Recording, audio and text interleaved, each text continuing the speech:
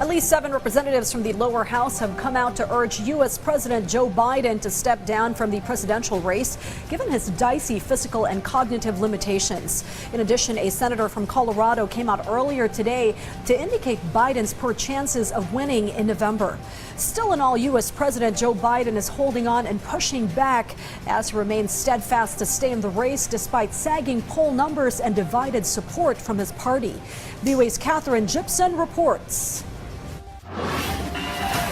U.S. President Joe Biden facing questions from within his own party this week as lawmakers return to Washington and concerns that Biden's poor debate performance will quash his chances to beat Donald Trump in the November general election. He just has to step down because he can't win. Representative Mike Quigley, one of a handful of House and Senate Democrats who have publicly expressed concerns that Biden has not made the case he is healthy enough to serve another 4 years. But the majority of Democrats still pledge their support. President Biden is the nominee, and we support the Democratic nominee that will be Donald Trump. That is a fact. The White House said Biden's debate performance was a temporary misstep. He had a bad night. We've talked about it. He understands people's concerns. We have been out there, as we have been in previous months. You see from his engagement with everyday people on the ground. One analyst told VOA that lawmakers aren't the only ones Biden needs to win over. He needs to hear their concerns. He needs to be honest with them about where he has liabilities and what his plan is to attack those liabilities. But he also has a PR problem with voters out there.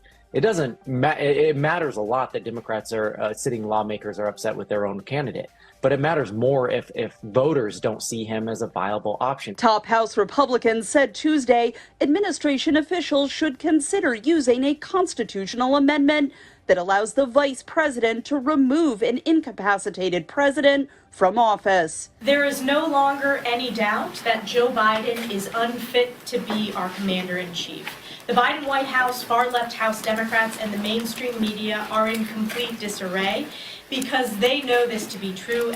But with Senate Majority Leader Chuck Schumer not wavering in his support, I'm with Joe. The scenario of replacing Biden with Vice President Kamala Harris as the nominee is still unlikely. This is probably the most significant election of our lifetime. Democrats will formally appoint their nominee at their convention in mid-August. Catherine Gibson, VOA News.